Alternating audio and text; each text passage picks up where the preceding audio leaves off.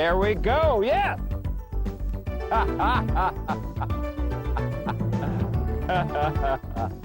Yes!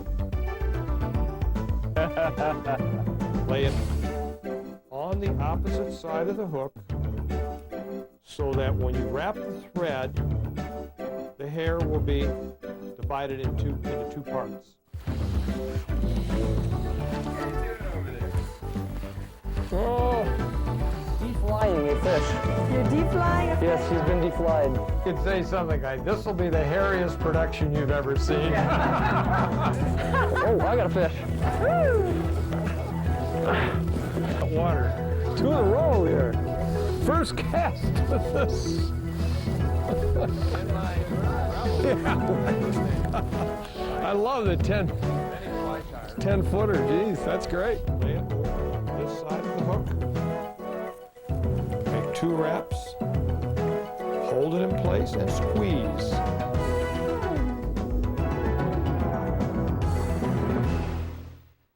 Hi, I'm Kelly Watt. Welcome to another edition of Hooked on Fly Tying. This program, solving the mysteries of spinning deer hair. I'm Jim Watt.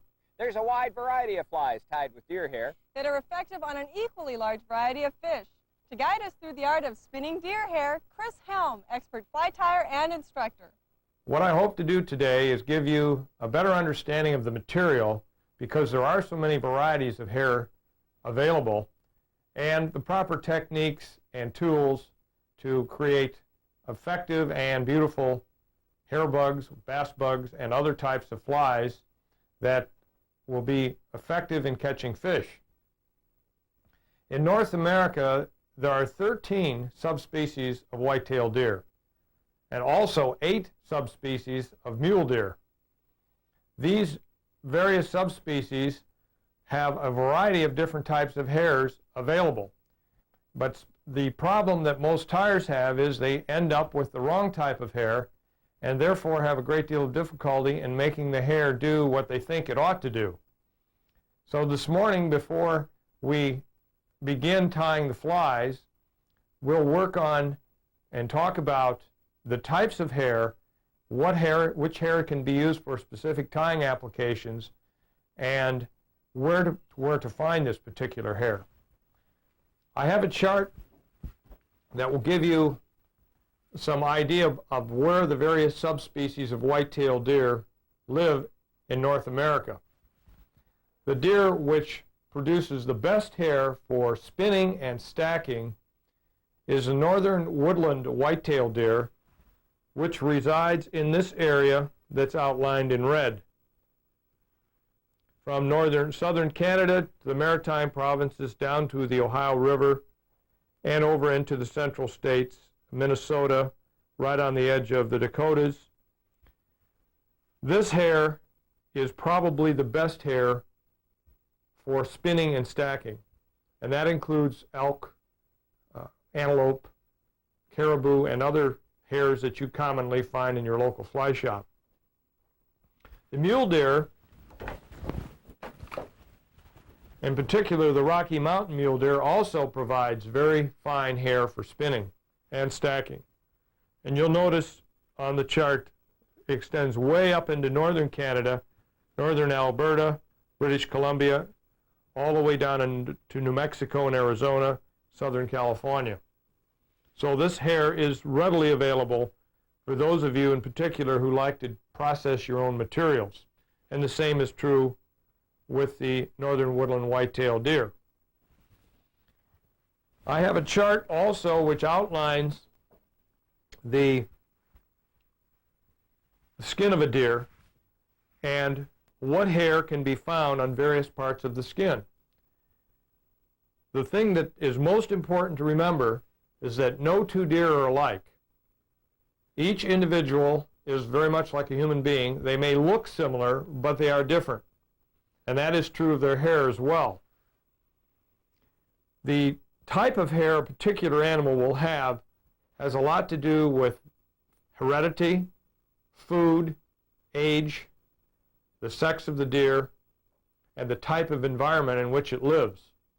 As an example, a deer which lives in agricultural country, feeds on soybean and corn and other kinds of grains, will generally be lighter in color, and the hair quality will tend to be better than that of a deer which lives in wooded areas in, say, northern Michigan, which is primarily a forested area. The deer tend to be darker in color. The hair tends to be a little bit finer than that of an agricultural, what I refer to as an agricultural or corn-fed deer.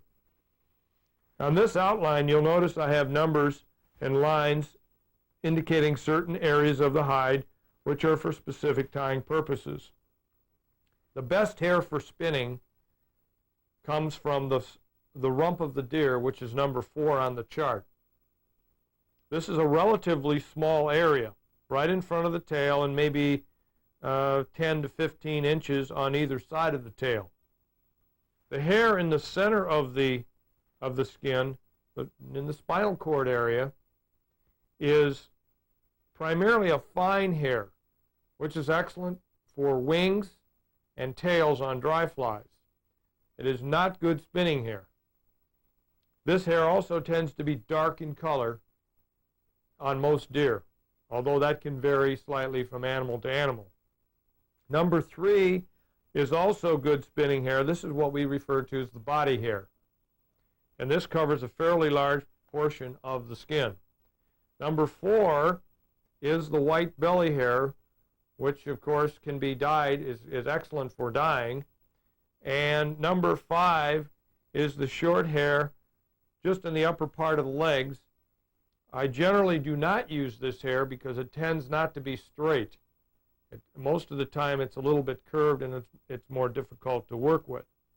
To get short hair, which can be used for comparidons and caddisflies, the hair which is most appropriate is from the early kill deer in early October, the first 3 weeks of October, in which the hair is just beginning to grow after the molting and the deer losing its summer hair. This begins at the end of September, early October, and continues for about 3 weeks. By the end of October, the hair is too long for what we would refer to as short hair use, and that would be comparidons and caddisflies. And then the hair reaches the length of maybe 1.5 inches to 2 inches long, and by the end of November or the middle of November, the hair is 2 to 2.5 inches long, ideal for spinning. Now I have some samples of hair which I'd like to show to you. So when you go to your local fly shop and want to purchase hair for a specific tying purpose, you'll have an idea of what to look for, because this is where the most confusion comes in, and if you buy the wrong hair, the results that you're going to achieve with your flies will not be as satisfactory as you might like. This particular piece of hair is from the rump of a white-tailed deer, the northern woodland whitetail, which I just mentioned. The characteristic of the hair is long, it's very coarse and stiff. And the way to test the hair is to run your thumb across the base of the hair down near the skin line. And then you can get an idea of whether it's stiff or too soft. This is body hair. This hair is very similar to the rump hair. It's hardly any difference. It also has those same characteristics. It's coarse, it's long. It tends to be anywhere from 2 inches to 2.5 inches long. The diameter of the hair from the base to the stem is almost the same, except at the very tip, up near the light brown tips. Then the hair tends to thin down. That entire piece of hair is useful, and you'll be placing your thread in the middle of that hair. So when you pack it and trim it, you're not going to have a fine hair up near the surface on part of the fly. The thickness of the hair will be the same all the way up almost to the tip. Now, hair is said to be hollow, and that's why it floats. Well, deer hair is not hollow like a drinking straw. Rather, it's cellular in nature. If you were to take a single hair, cut it in half, and put it under a microscope, you would notice thousands of tiny little air pockets in each hair, which is what makes it float And of course that insulates the deer and protects the deer against cold. And that's what gives it its floating properties when you tie it on a hook and then later trim it. But remember, the hair is not hollow like a drinking straw. That's an important point in terms of the characteristic of the hair. Now I have also a piece of coarse hair that's from an early harvested whitetail, similar to this one, only this animal was taken in early October. You'll notice this is body hair. You'll notice the length of the hair is about 3/4 of an inch, possibly an inch long. This is excellent hair for comparadons. It's coarse, it will flare nicely. It can also be used for muddler minnows. It works very well for that. Another hair that you can use that comes off the same animal but off the backbone, and you'll notice how dark this hair is. This particular piece is very dark at the tip with the light brown tips, but black, almost black in the center and light gray at the bottom. This is off the spinal cord area. This hair could be used for caddisflies as a substitute for elk hair. Also, I'd like to show you a piece of Texas whitetail. This hair is very similar to the northern woodland whitetail, the portion which comes from the spinal area of the animal, but the entire body on the Texas whitetail tends to be this fine hair. Again, they live in a warmer environment than the northern woodland whitetail, and therefore their hair adapts to that environment, and it's not as necessary for them to be insulated against cold weather. And the same is true of the coastal, the black-tailed deer, which is from the western United States, in Oregon and Washington area. This is what we refer to as coastal hair, which again can be used for wings and tails on dry flies. The tools you'll need for spinning deer hair are serrated scissors, a small comb, double-edged razor blades, forceps, a hair packer, small pliers, flat-face clippers, whip finisher, thread bobbin, hobby cement for gluing on eyes, tweezers, a half-hitch tool, and hair stackers in a couple of sizes.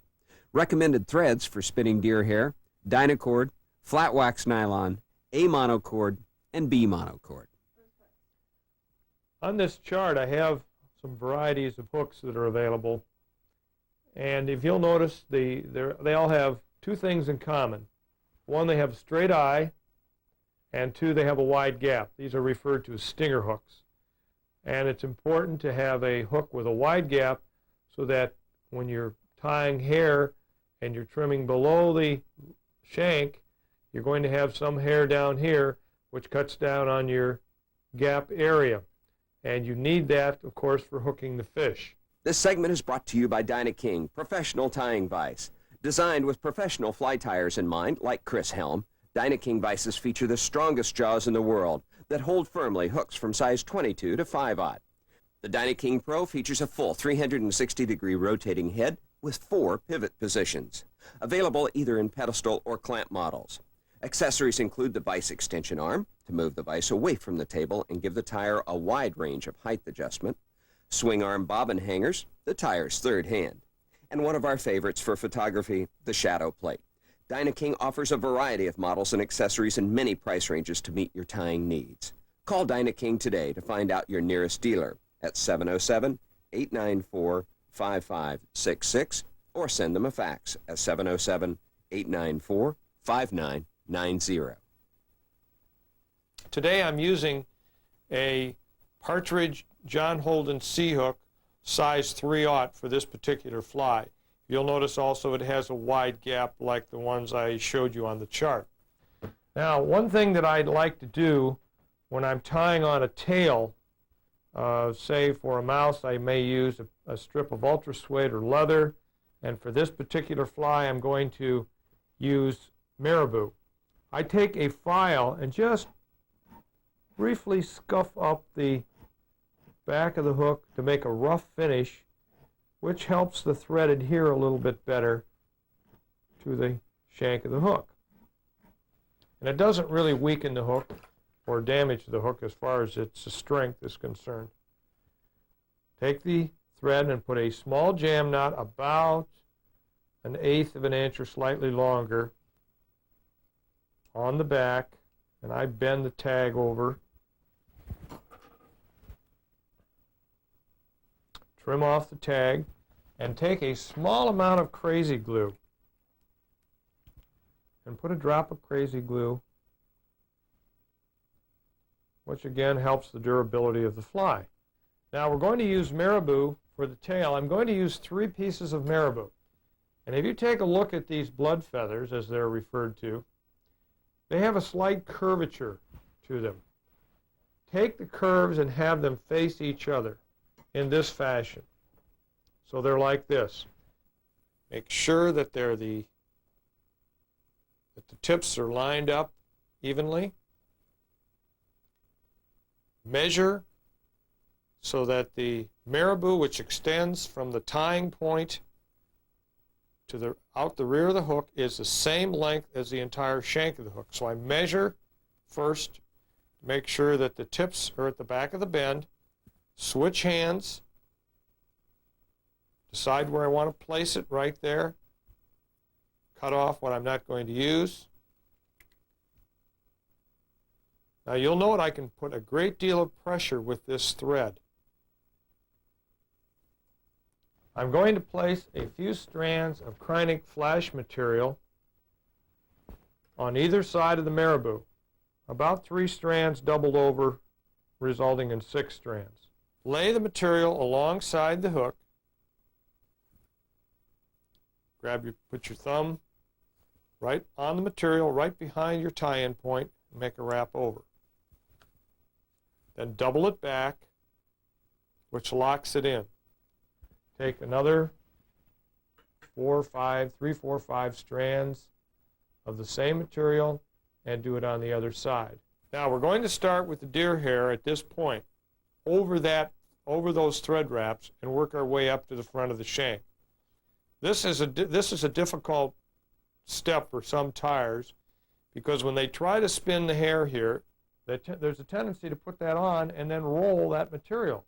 So instead of your tail being in this upright position, it has a tendency to want to roll over to the other side of the hook. Always cut the hair at the skin line, regardless of how much of the hair you plan to use.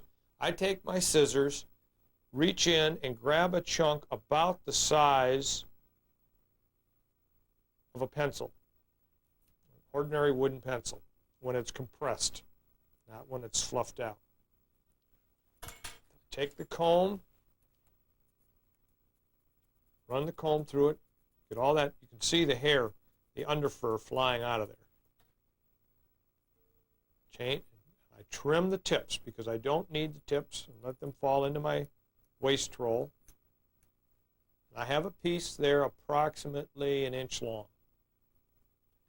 Lay this on the other side of the hook and hold it in place so that when you wrap the thread, the hair will be divided into 2 parts.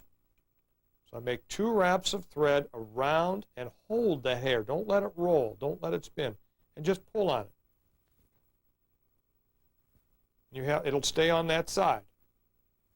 Make 2 wraps around, hold it, and pull on it. Take another clump of hair about the same size as a pencil. Trim it down at the skin line.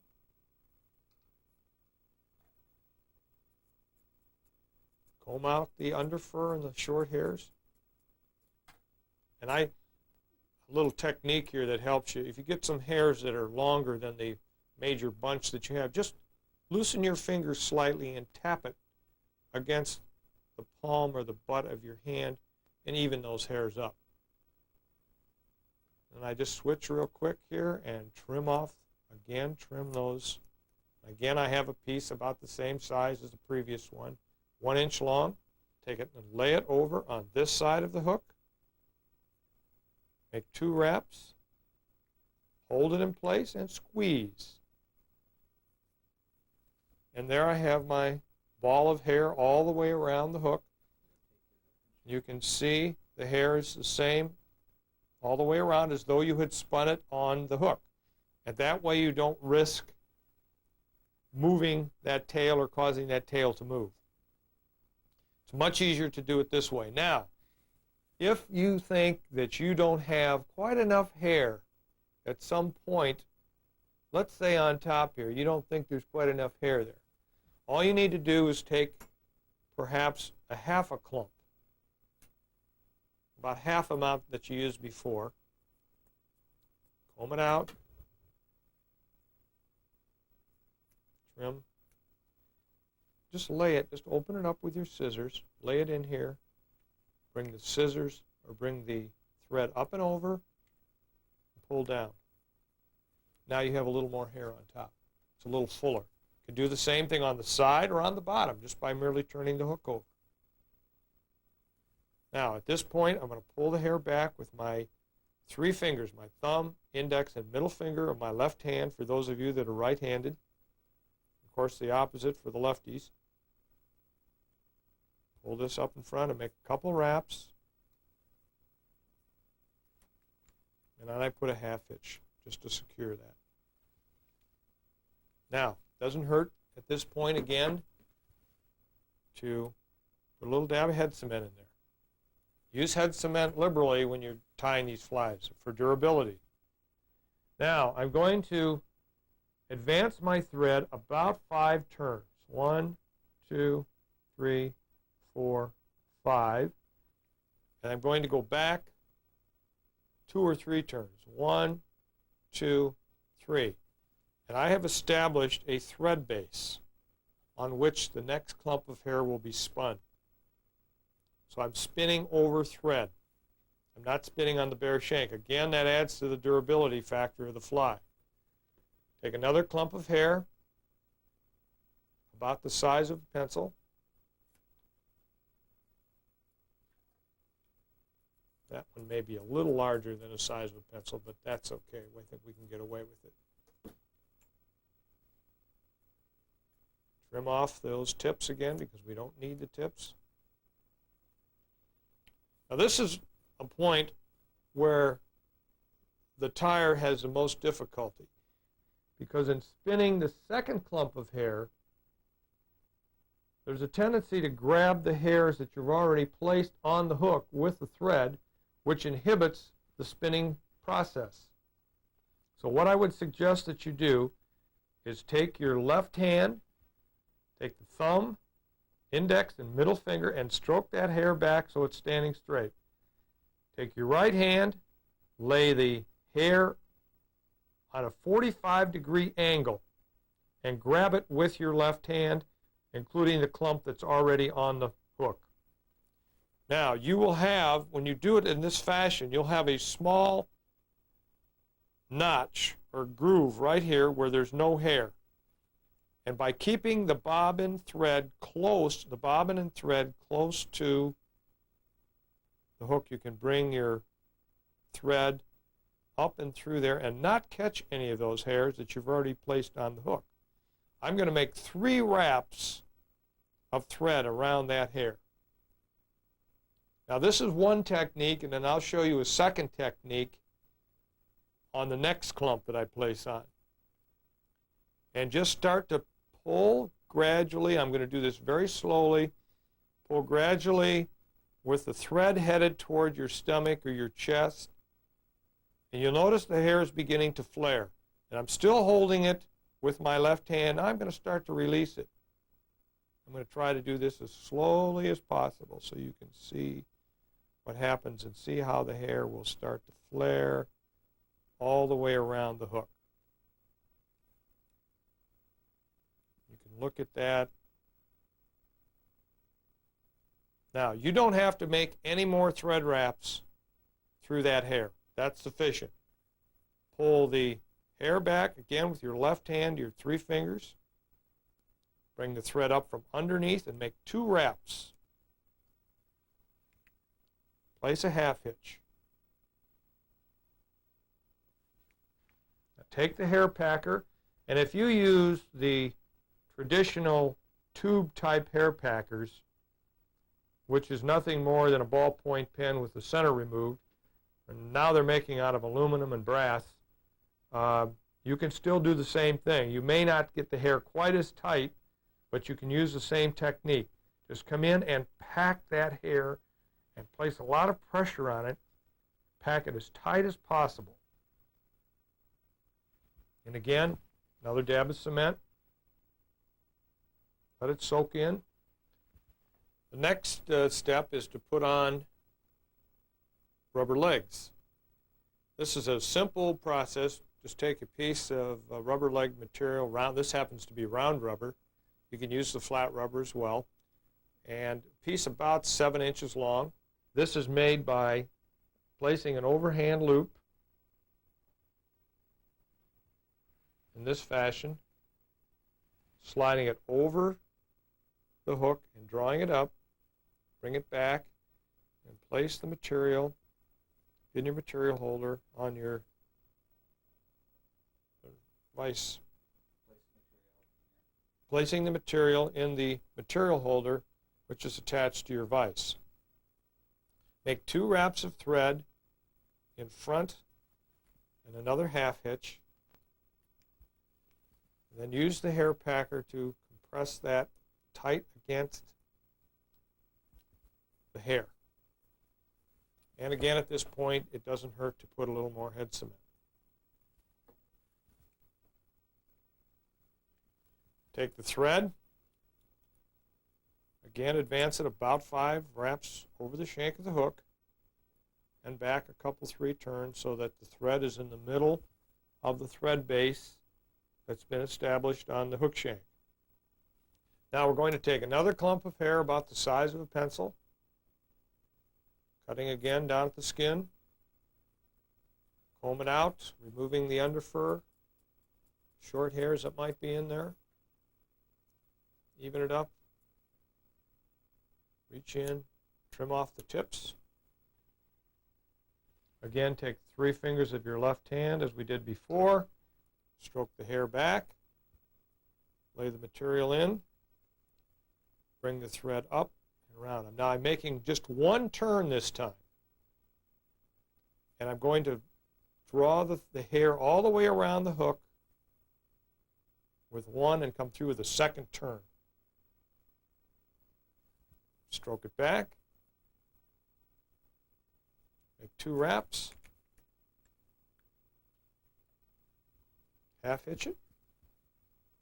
Place the hair packer and again pack the hair tightly. You may notice the hair moving a great deal. And as you go up the hook shank, you do that each time.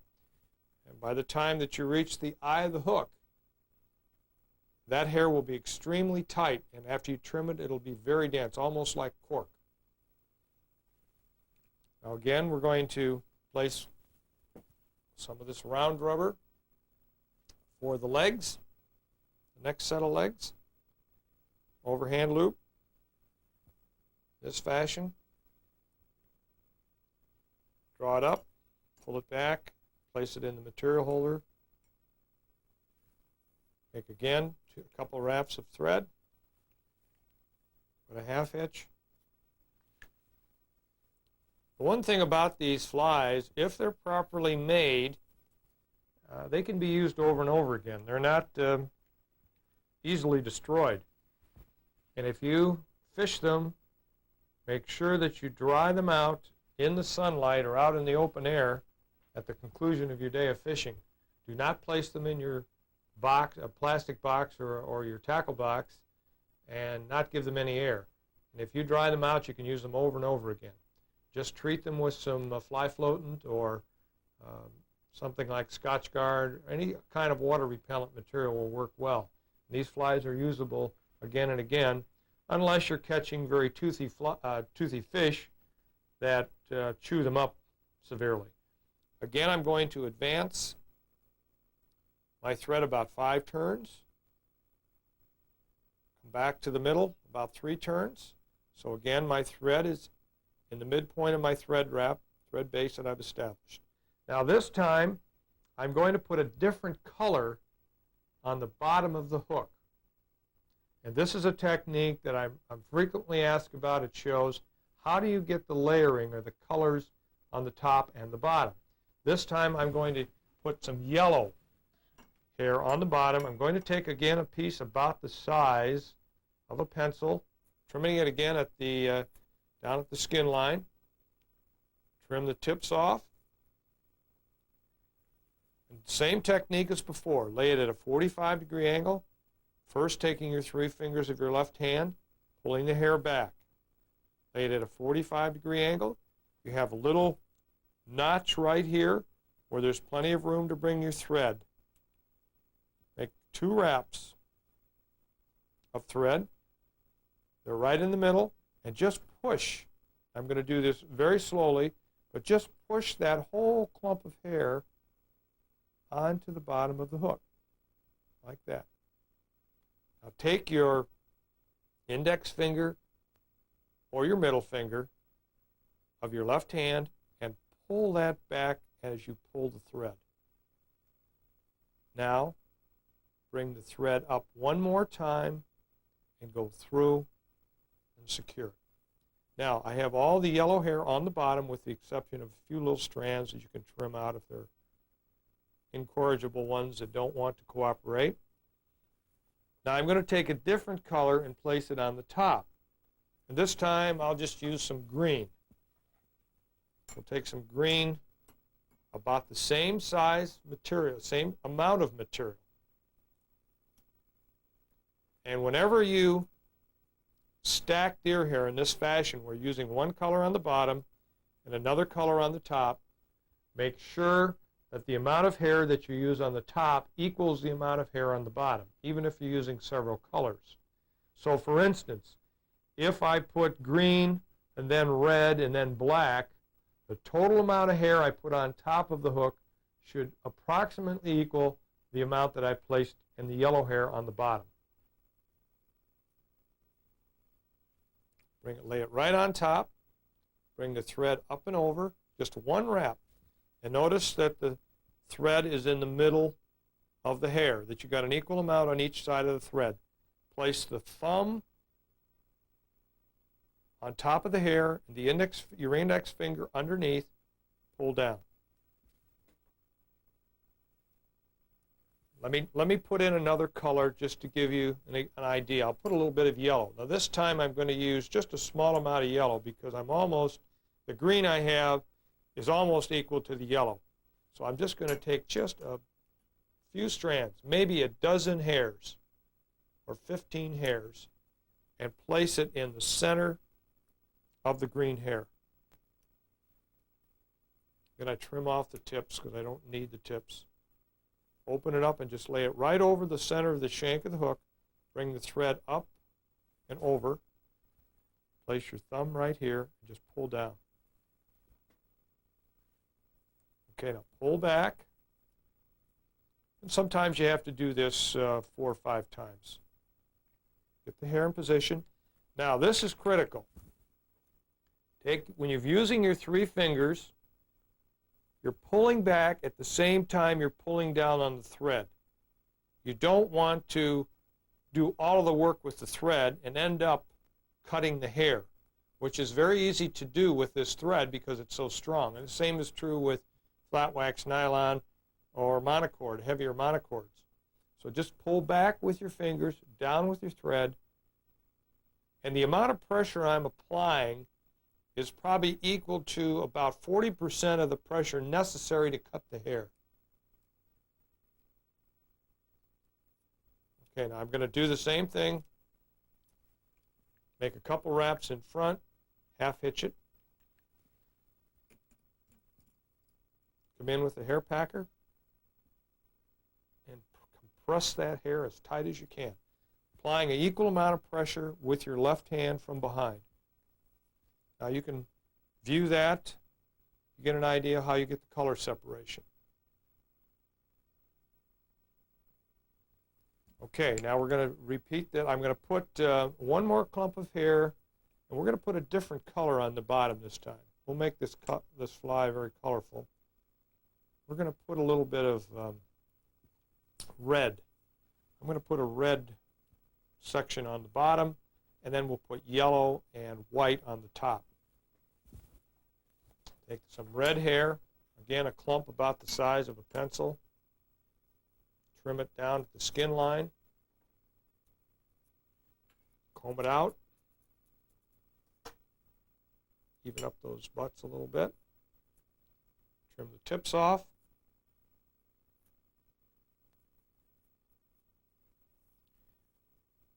Lay the hair at a 45-degree angle. Hold it with your left hand as we've done before. You'll notice when I'm working with my bobbin that my bobbin is always very close to the shank of the hook and the hair that I'm working with. I do not have it way extended out here. It is too hard to control the thread. So keep your bobbin within an inch to an inch and a half of the material you're working with. Bring it around. And I'm going to do the same technique I did before and the last time. I'm just going to roll that right on the bottom. And you'll notice I accidentally caught a few hairs, yellow hairs there. And if you do that, just reach in with your scissors and pluck them out. It's not going to do any harm. You can trim those out of there. 2 or 3 or 4 hairs will not make any difference. Again, take your middle or index finger, kind of roll that back against the hair you've got and pull down with your thread. Now bring your thread up and through the material one more time.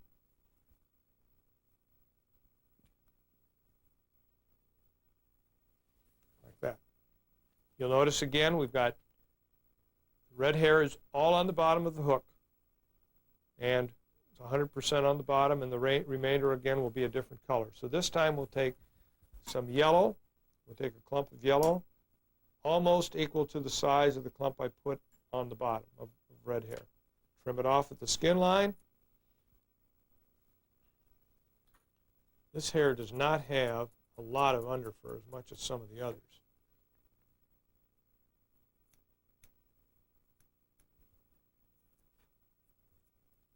Lay it on top. Bring the thread up and through the hair from underneath. Try to get it in the middle so that it's approximately in the middle. Now this piece is just a little to the right of center, but that's not going to hurt because we're going to trim that. Lay your thumb here, put your index finger underneath, pull down.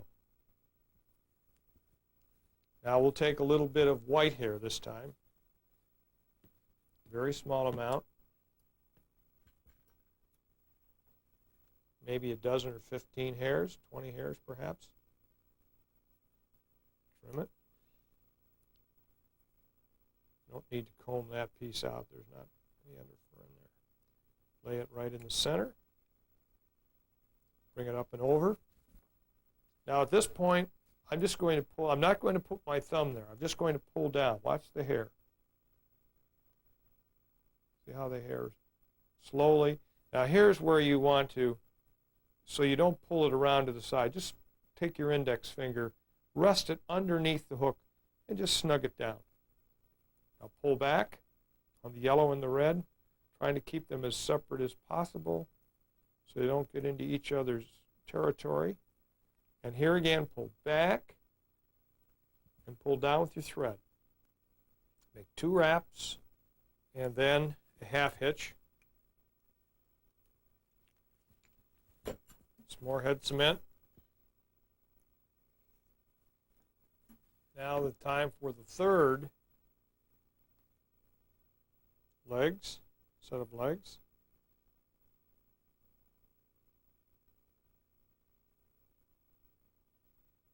Just overhand loop, draw it over the shank of the hook, pull back, place it in the material holder on the vise.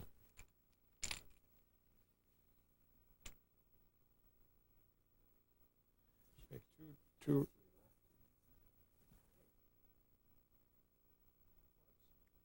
another half hitch. Now take the hair packer, force it back. And again, we have to lay a thread base down of about 5 wraps. Come back a couple, 3. So the thread is hanging right in the middle of the thread base. Now the remainder of the bottom of the fly, I'm going to make all white hair. So again, we'll take a piece about the size of a pencil, trim it at the skin line.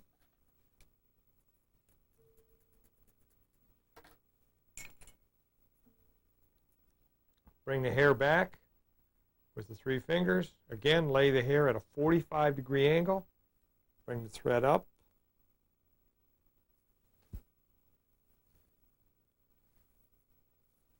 I hold it over on this side and just cinch down. What I want to do at this point is put some red gills on this particular fly just to show you the technique. Take hair about maybe a dozen hairs or so. Trim the tips. Pull the thread out directly at your chest. Lay the hair on top of the thread. Take your index finger of your left hand and lay it on top of the hair, which is pressed against the thread. Take your right hand and grab the hair and fold it. Now just take your bobbin, take it up over the top of the fly and bring it in like that. Let it drop on the other side. No more wraps are necessary. Take another dozen or so hairs, and we'll put the same thing on the other side of the fly. Same technique. Lay it on top of the thread with your right hand. Take your left hand index finger. Grab the hair with your right hand and fold it. Bring it over on the other side. Bring the thread out. Pull it out, in other words, with the hair, and bring it in and set it. Make sure you got it right in the middle where you want it. I'm not going to put any pressure on at this point. Just roll my thread up close, pull back. Now pull down. Make 2 wraps in front.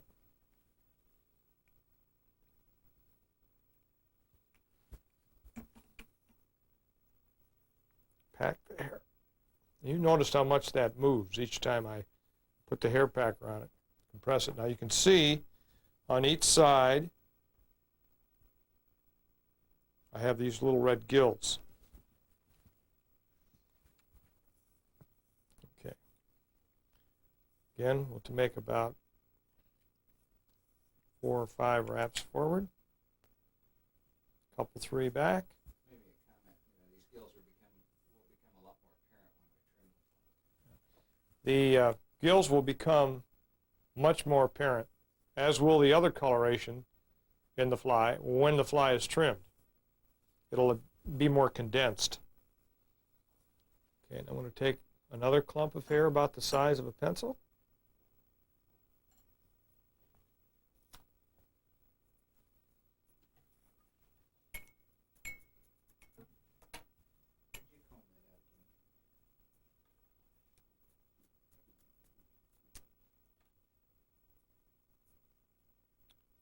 Trim the tips. I'm just going to put this on the bottom, roll it on to the bottom, and do it very slowly. Take the middle finger or your index finger of your left hand. Pull back in this direction while you pull down on the thread. Come up and over. Okay. Now we're going to take some more yellow.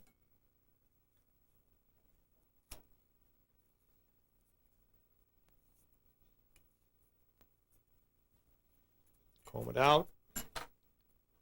Trim the tips.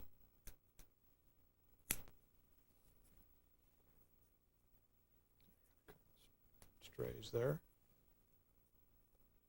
Lay it on top. Bring the thread up, over. Put your thumb there, index finger or middle finger underneath. Pull down. This time I'll put a little green.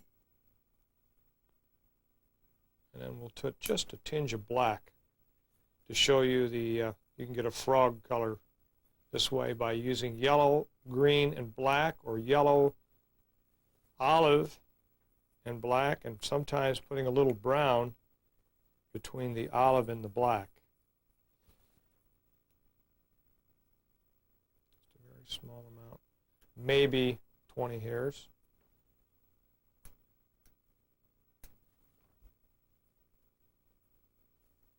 And I take my scissors, if I haven't got any little space there, and I just open that up a little bit, lay the hair in there, come up and over, pull down, and you can see the color.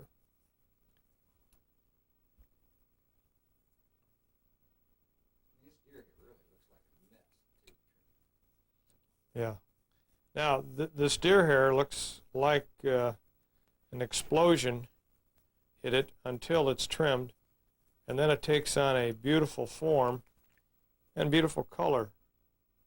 Sometimes I think the color is for the fisherman more than for the fish, but there are times when color is extremely important. Okay. Now you'll note too on the side of these, these little red gills that I put in, as I compress the hair, they have a tendency to want to spread out. Well, you can take either tweezers or just take your scissors and kind of bunch it back together on each side, and it'll come back, kind of come back together. You notice that hair stands up pretty much on its own. It's not leaning. Sometimes there'll be a problem with the hair leaning forward like this. But if you pull back as you pull down with the thread each time that you do it and pack it tightly, the hair will stand at a 90-degree angle to the shank of the hook. All right, lay this in. Now note how close I've got my bobbin. Just reach in and just catch on the other side. Just catch that little space behind the hook eye. Now I'm not satisfied that I've got enough white hair on top. It didn't spin quite as well as I would have liked. So what I'm going to do to doctor that up a little bit is what I did earlier on at the very beginning of this fly, and that is take another small clump of hair and we're going to put it in right on top. Just open that up a little bit, put it right in there, lay it up on top, just like we're stacking. Put it in there, and now you have a lot more hair on top.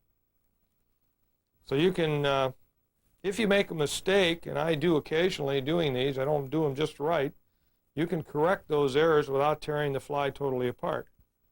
Now, I'm going to pull back and make 1 or 2 wraps in front of the hair right behind the hook eye. Now, I'm out of space, but if I take my hair packer and go into that area and just squeeze and push, I have a little more room and I can put a head. Now at this point, 2 half hitches are sufficient. You can use your scissors, or you can use this tool. Use the wide end with the large hole. Just go over that, slide it off. Do it 3 times, you've got a whip finish. And that's a quick whip finish for a lot of tying situations, not only on deer hair, but on other flies as well.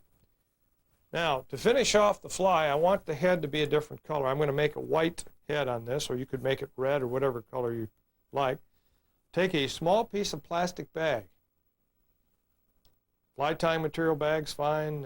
Any kind of packing material that you receive in the mail, these heavy-duty bags are quite good for this. Just cut them up into small 1-inch squares. Take a pair of scissors, poke a hole in the center, slip this over the hook eye. Now, when you go to do the thread, wrap the thread, the hair stays out of your way. And you can pull back on the plastic, it gets the hair out of the way. This is a little tip that will save you a good bit of grief. Pull back on the plastic and keep the bobbin extremely close to the hook eye and build your head until it's the size that you think is appropriate. Try to make it the bullet shape A little thicker toward the back, a little thinner toward the front. Now what I tried to do is take a bodkin and put a half hitch and try to snug that thread against the plastic, and then lay the bodkin tight against the plastic with the hair behind it, or with the thread behind it.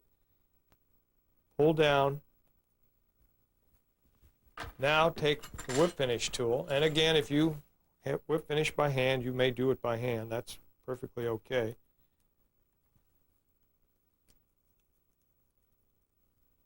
And I'm not getting it exactly the way I want it, but I think it's going to work out all right.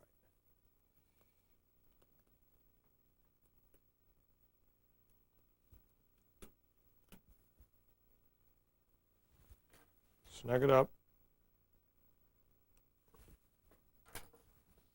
Now, cut the plastic and remove it. And the fly is complete to that point, and of course now starts the fun part, and that is the trimming. Now on this fly, we've got rubber legs to worry about. We don't want to cut the rubber legs off, and that is something I have done on occasion, and I'm sure that you might do it once or twice before you get the hang of doing this. So pull down on the rubber legs, get them out of the way, and take the rubber and roll it up, and then grab the back of the hook, the bend of the hook with your thumb and forefinger, with the rubber between your thumb and forefinger. Now that should not get in the way when you're trimming the top of the fly. In other words, you won't accidentally cut off one of the legs. Now I want this to be almost a cigar shape. So I'm going to start on top of the hook with the curved scissors. And just start working my way to the back. And you can see that layering, how that's starting to look now as soon as you start the very first trims. And tapering it a little bit more severely toward the rear of the fly.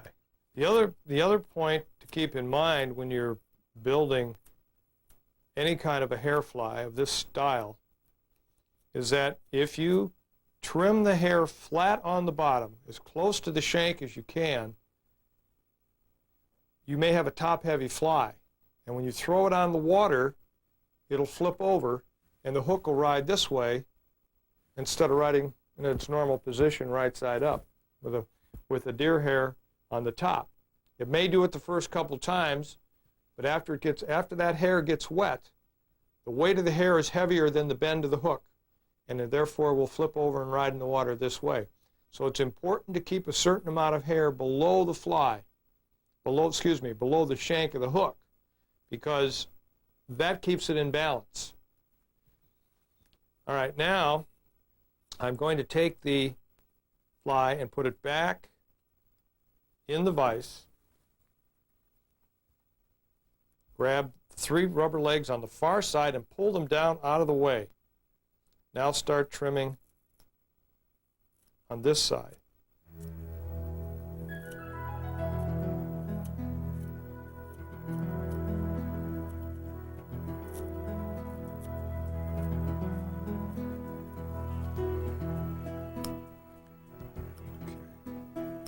Do the same thing on the other side. Take one of these double-edged Platinum Plus blades, bend it slightly in this fashion. Take it, hold the rubber legs down again and roll them together. Come over the top of the fly like that.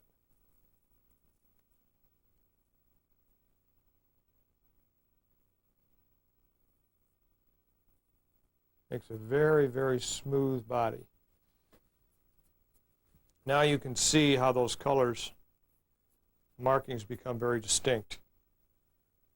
On the other side, take it again, pull the legs out of the way.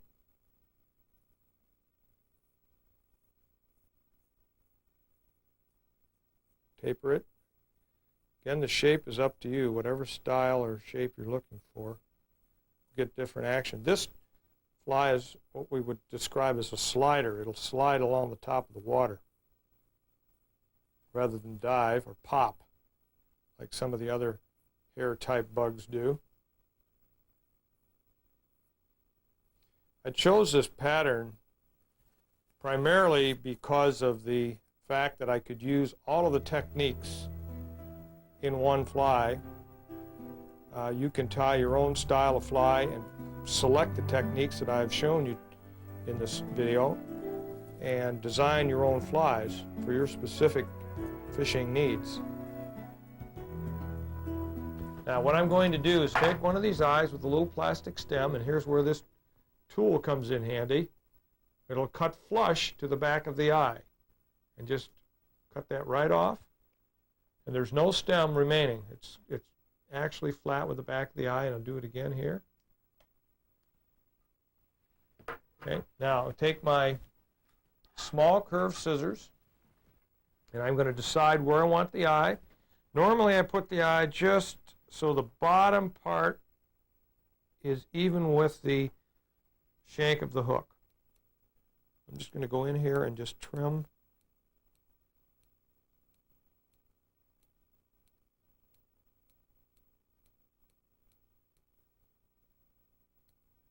The burning method really works a lot better because it's just a little quicker.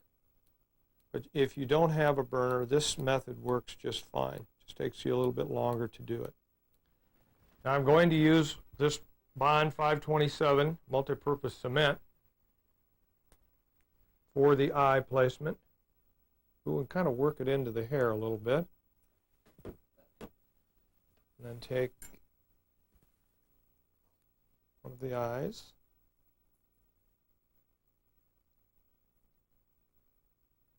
Place it in. And that will not come out. That once that's in and it's dried, that eye stays. It's very difficult to remove those. Very durable.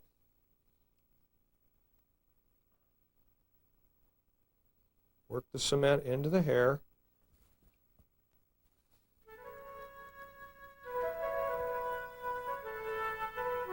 And lastly, the most important thing in tying these types of flies is to practice.